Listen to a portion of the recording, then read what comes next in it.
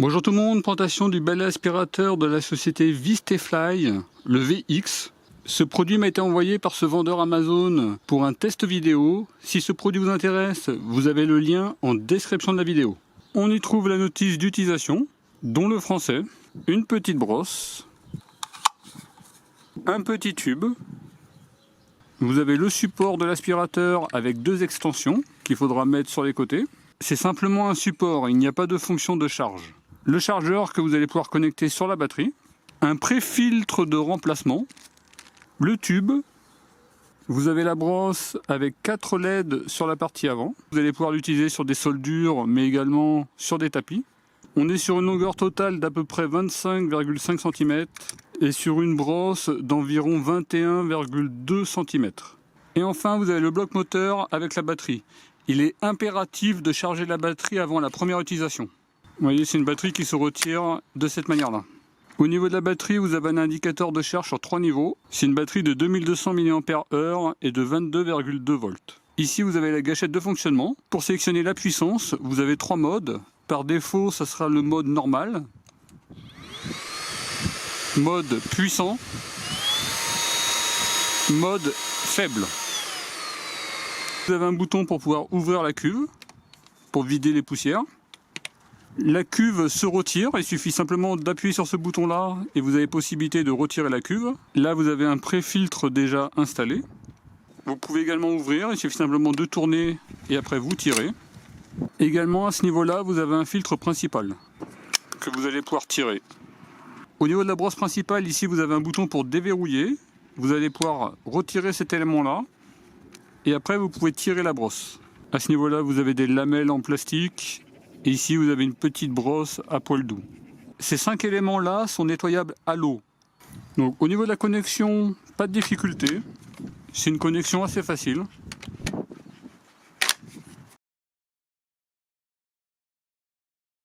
Le pouvoir d'aspiration annoncé est de 23 kPa. Pour être honnête avec vous, je n'y crois pas, mais je n'ai pas moyen de mesurer précisément. J'ai mesuré une réserve de 615 grammes, c'est une très bonne contenance. La brosse fait 21,2 cm, ce qui est correct. Le poids total est de 2,424 kg, ce qui est dans la moyenne. Il n'est pas nécessaire de maintenir la gâchette lorsqu'on l'utilise. La batterie est amovible. La station ne permet pas de charger la batterie. En ce qui concerne la connexion des accessoires, c'est bien. Il y a des LED sur la brosse. La maniabilité de la tête est très bonne. En ce qui concerne l'autonomie sur tapis, j'ai mesuré en vitesse 3 13 minutes et 45 secondes. En vitesse 1, j'estime à 45 minutes d'autonomie. En vitesse 2, j'estime à 28 minutes d'autonomie. Sur sol dur, avec 3 petits tapis, j'ai 48 minutes en vitesse 1, 31 minutes en vitesse 2, 15 minutes en vitesse 3. Là, je vous ai mis le temps de fonctionnement selon le niveau de batterie affiché. C'est-à-dire qu'avec 3 niveaux de batterie, il aura fonctionné 16 minutes, 27 minutes avec 2 niveaux de batterie, et lorsqu'il reste un niveau de batterie, il vous reste 6 minutes de fonctionnement. Donc j'ai fait un test croquette, des boutons, bicéramique et taquet. Les bicéramiques avec le tube long, il n'a pas réussi à passer le test. En tube court, j'ai dû mettre la vitesse 3 et c'est passé. Également pour les taquets. Le temps de charge est de 4 heures et 14 minutes, c'est quand même assez long, étant donné que la moyenne est plutôt aux alentours de 3 heures. En veille, on est sur du 0,5 watts. Il ne fait pas de charge lente en fin de charge, mais il faut dire que la charge en elle-même est déjà assez lente. La visibilité de l'indicateur est bonne, par contre, ce n'est que pour les droitiers. Une charge complète vous coûtera moins d'1 centime, et le coût en veille 0,66 centimes. Donc en ce qui concerne le bruit, c'est un des moins bruyants que j'ai pu tester pour l'instant. On est sur du 70 décibels en vitesse 1, 74 en vitesse 2, 76 en vitesse 3.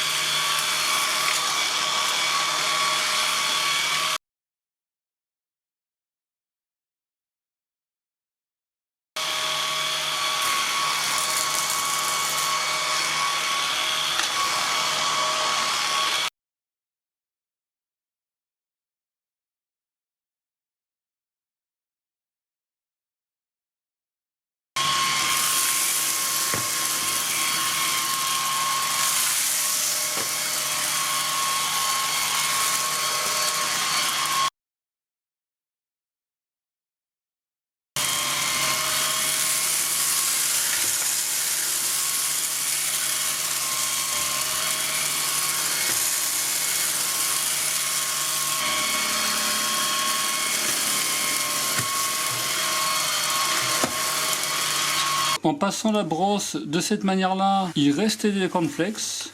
J'ai dû la passer de cette manière-là pour bien aspirer.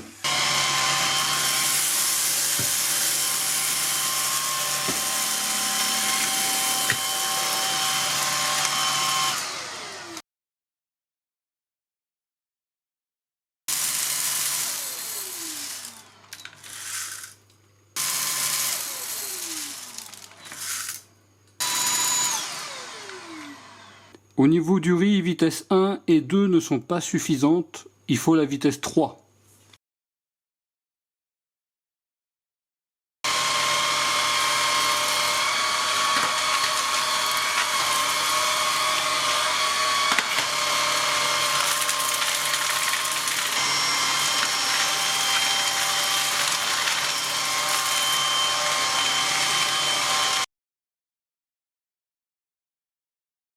Je vais nettoyer la moitié de mon tapis. Le tapis est très sale. Je vais nettoyer pendant 3 minutes à puissance maximale.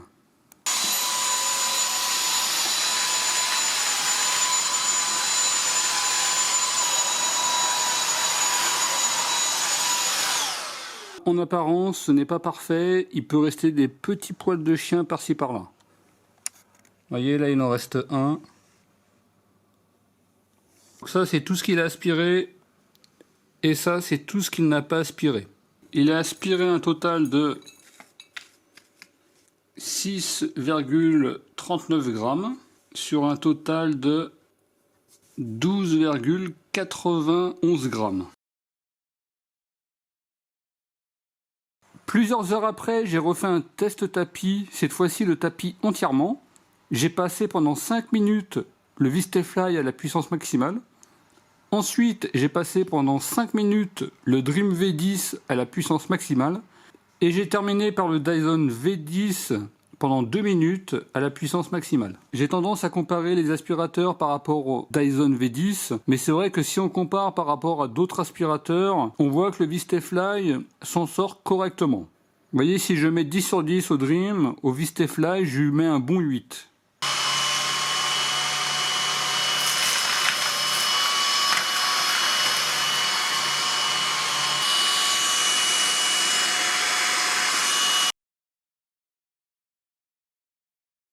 Sur tout ce qui est sol dur, même si vous avez des animaux, pas de problème. Par contre, si vous avez beaucoup de tapis et que vous en servez en aspirateur principal, je vous le déconseillerais. On a une excellente autonomie. Également, on a une très bonne contenance au niveau de la cuve. Je n'ai pas constaté également de perte de puissance quand la cuve se remplit. Le nettoyage des différents filtres se fait à l'eau. Vous voyez, là, j'ai quand même pas mal aspiré le filtre OPA. Il reste propre. Vous voyez, le pré-filtre fait bien son travail et bloque une bonne partie de la poussière. On a une batterie amovible, batterie que vous pouvez également acheter, elle est présente sur Amazon. Malgré une forte utilisation et malgré l'aspiration de grosses poussières au même moment, le filtre à ce niveau-là ne se bouge pas. Au niveau des points négatifs, sur le côté, il nettoie mal les bords. Il faut passer avec la partie avant. Le temps de charge qui est à plus de 4 heures. Le support de l'aspiration qui ne fait pas office de station de charge. Et enfin, dernier point négatif, mais bon, je n'ai pas d'éléments pour mesurer précisément, mais à mon avis, il n'a pas une puissance d'aspiration de 23 kPa. Si ce produit vous intéresse, vous avez le lien Amazon avec un code de réduction temporaire. En tout cas, moi je vous remercie d'avoir regardé cette vidéo et je vous dis à très bientôt. Au revoir.